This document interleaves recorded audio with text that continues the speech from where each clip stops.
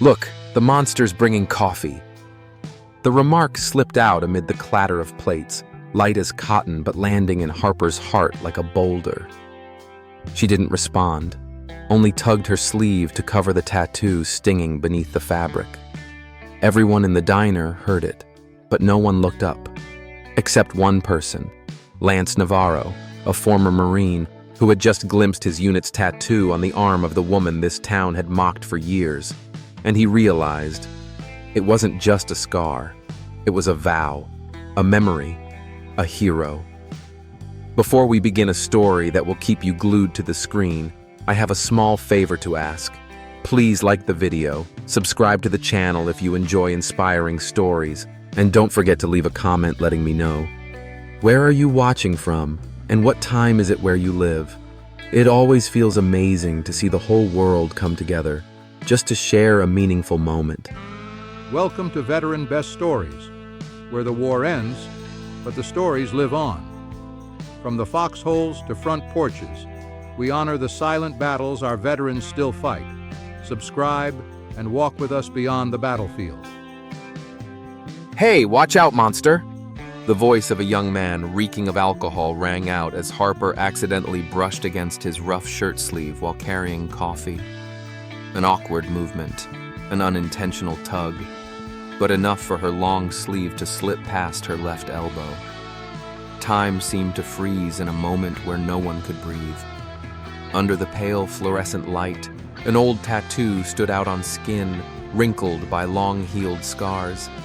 2nd Battalion, 4th Marines, Fallujah 2004, surrounded by warrior motifs and unmistakable unit symbols. No flourish, no decoration, just stark black ink melded into the skin, a part of the body itself. The low hum of chatter in the diner died as if choked off. The soft clink of a plate hitting the table felt too loud. Eyes that had long avoided Harper now turned to her, not out of disgust, but out of doubt, as if something had just cracked in the familiar shell of prejudice. In the far corner, Lance Navarro set his coffee cup down slowly, his calloused hands trembling unexpectedly, an uncontrolled reflex. The pulse at his temple pounded like it was tapping straight into a memory he thought he'd locked away forever. He stood, deliberate, not revealing too much, but his gaze fixed on that tattoo. Lance had once borne the same tattoo, in the same place, from the same unit. Fallujah, a name none of them ever spoke lightly. It wasn't a place for commemorative photos. It was a place mentioned only in dreams, or in nightmares, damp with the smell of gunpowder. He remembered that night, the screech of shrapnel tearing through a vehicle's hull, the blinding smoke, and the flickering flames devouring fireproof gear. And he remembered a small figure, not a frontline soldier, not someone ordered to go in. Someone, he was certain, had rushed in to pull him from the exploding metal, a hell unleashed. His eyes, trained to distinguish friend from foe in a split second, couldn't tear away from the waitress now awkwardly pulling her sleeve to cover up. But it was too late. Harper didn't look at him. She only lowered her head, as was her habit. The gesture of someone used to being stared at, not with admiration, but with scrutiny, with pity. She knew every eye in the room was searching for an explanation, some reason to keep thinking ill of her as they always had. But that tattoo had cut through it all. Lance swallowed hard.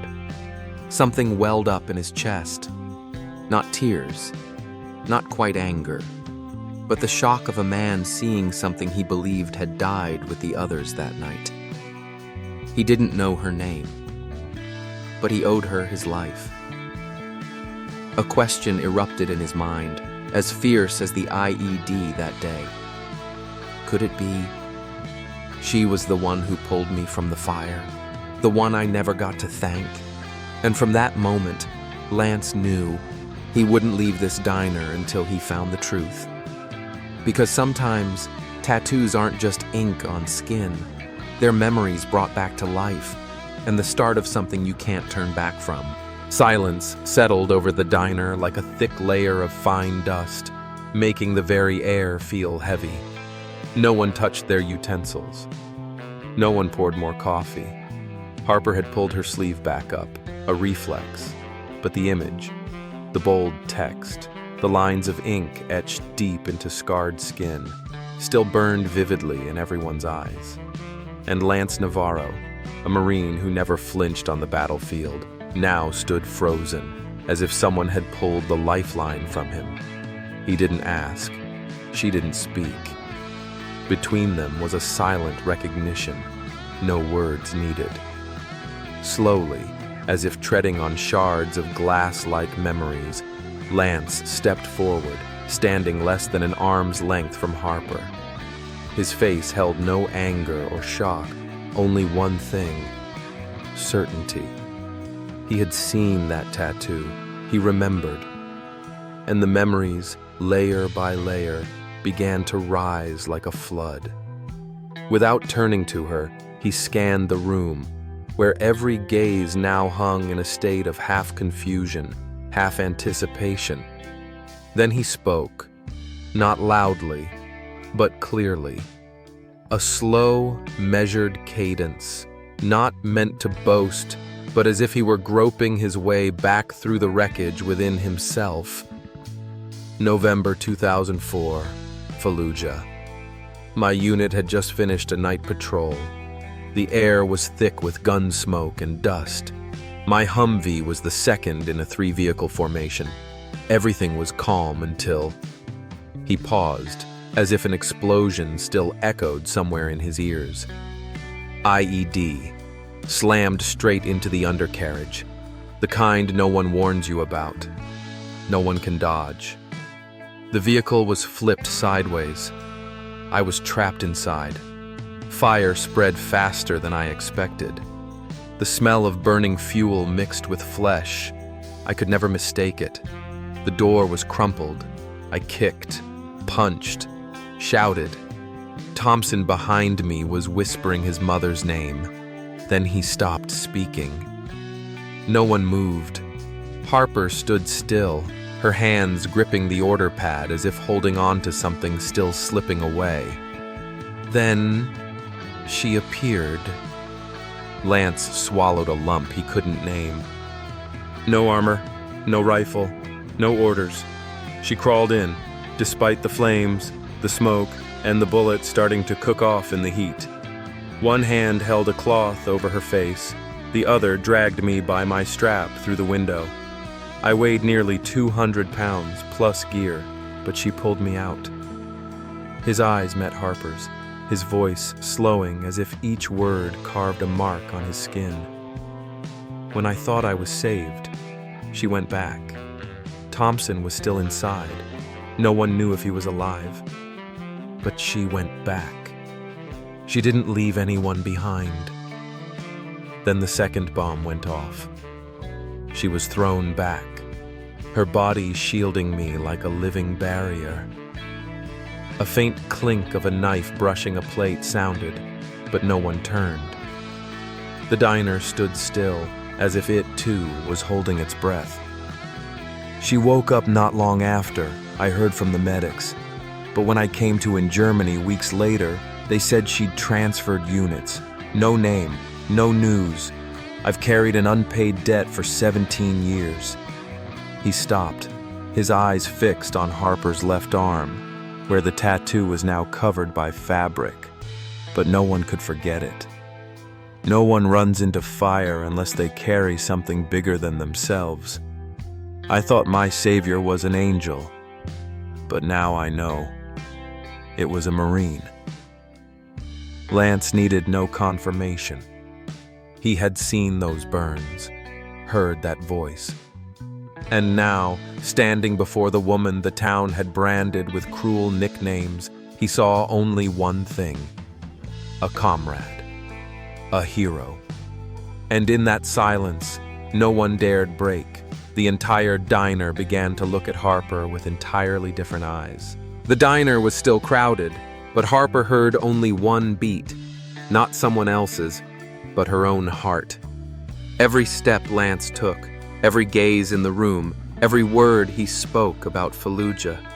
It was as if someone had turned back time, forcing her to relive a night she had tried to bury deep in the recesses of her memory.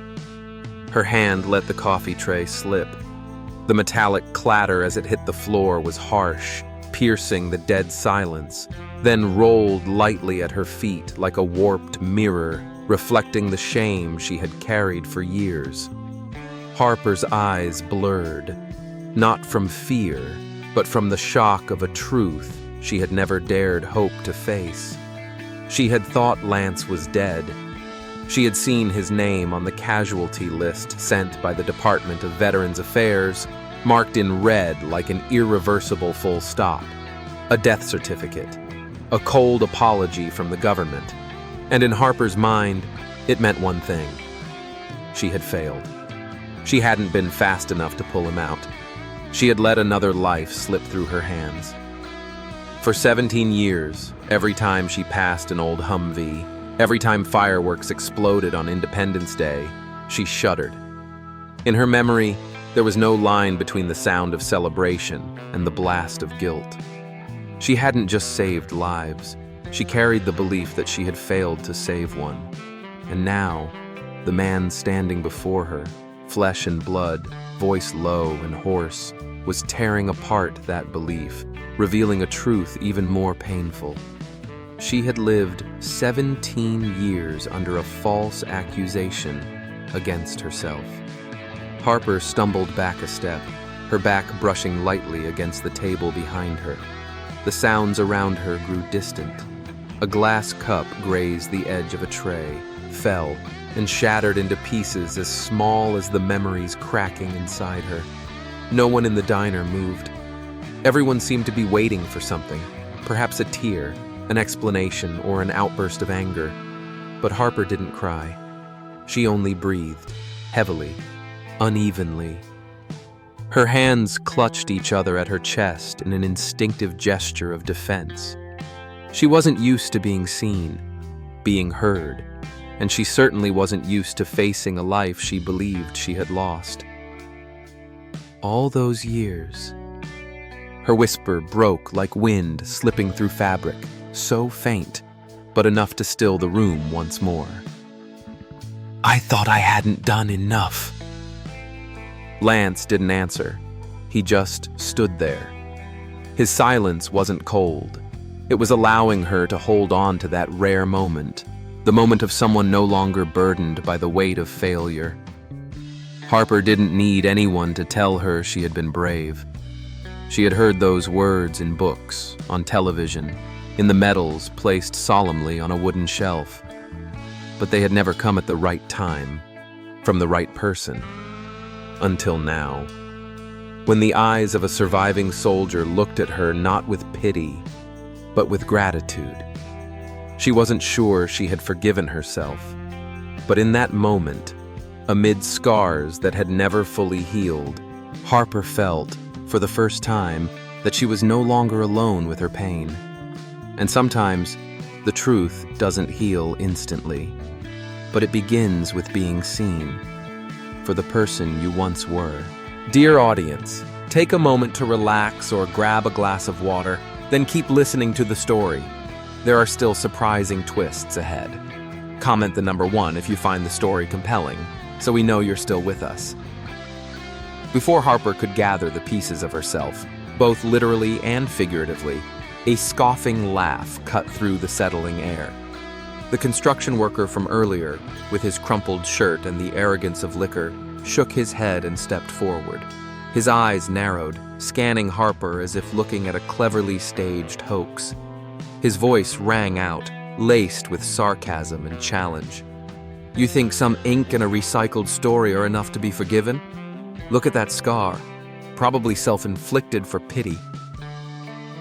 His words fell like a stone thrown into a still lake. Harper didn't respond. Lance gripped the back of a chair tightly, but the man wasn't done. He pulled out his phone, panning the camera toward Harper. A quick swipe. The live stream icon lit up. One tap, and the world began to watch. "Here's Harper," he said with the glee of someone thinking they were exposing a fraud. "Our battlefield hero Waitress. What do you all think of this scar?" He laughed, but this time he laughed alone. Because Lance had stood up, not in a rush, not in anger. He simply stepped into the center of the diner, where every eye now focused, no longer avoiding, no longer doubting. He slowly removed his faded Marine's cap, placing it on the nearest table, as if laying a vow on the ground. "You want to record?" Lance asked, his voice low. "Then let me tell it. The whole story." No one told him to do it, but each word he spoke cut sharply between truth and fiction, memory and fabrication. He recounted every detail, the screech of shrapnel, the fire. How, when everyone else ran, Harper went back. The moment she pulled him from death's grip, the second time she returned, not for glory, but for Private Thompson still in the vehicle. No word was spoken for show. Each was a bone dug up from his memory, pieced back together. And when he reached the part where Harper shielded him from the second blast with her own body, his voice caught, not from weakness, but because no word was big enough for that act. "The scar on her arm," Lance said, "is the map that guided me to survival, and to a piece of humanity left in the middle of war."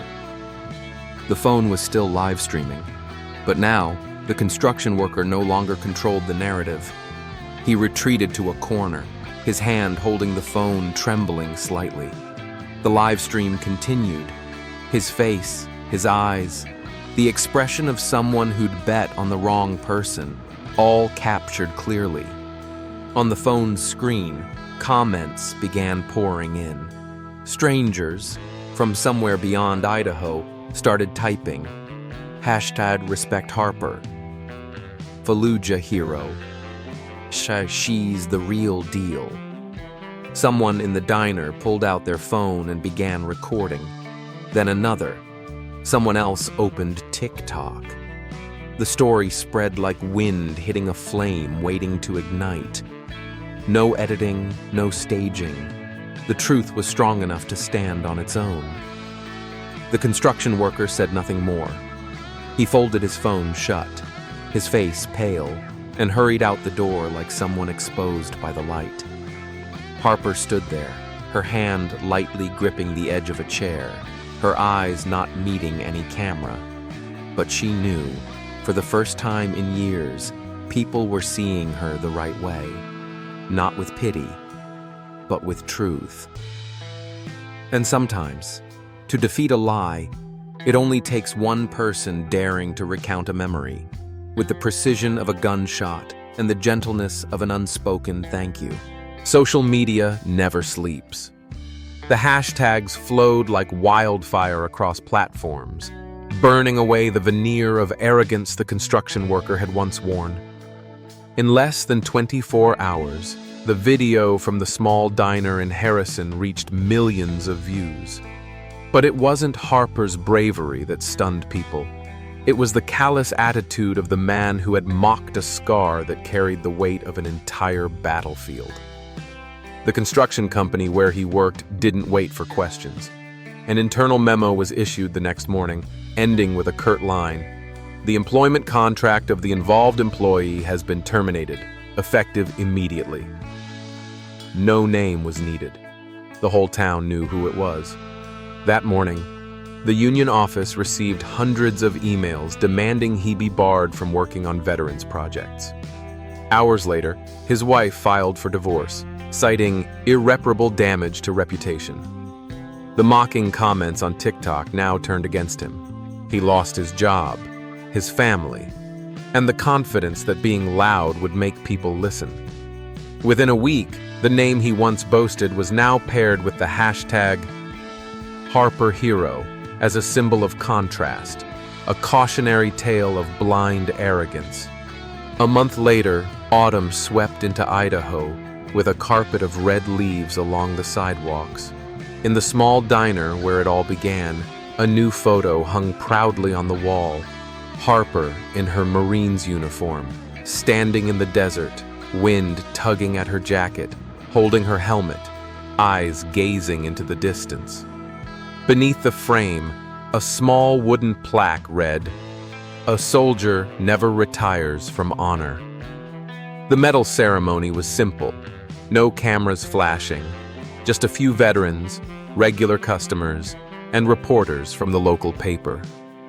Harper accepted the medal with her usual calm, her face not breaking into many smiles, but her eyes commanding a quiet respect from those who met them.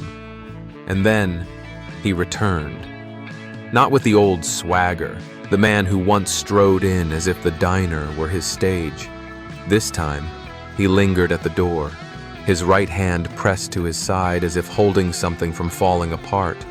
His eyes darted, but also seemed determined to prove he wasn't hiding. When most people had nearly left, he finally stepped inside. No one called his name, but everyone knew. Harper turned, her gaze meeting his like a still stream reflecting a fractured soul. He didn't approach closely, only placed a paper envelope on the nearest table. Inside was a receipt from a crowdfunding page, $5,200 donated to the North Idaho Veterans Support Center, where Harper had refused any honorarium. No speeches, no tears, just a silent presence, a wordless apology. Harper looked at him for a long moment, not with resentment, but with the calm of someone who had seen more than one face in rage.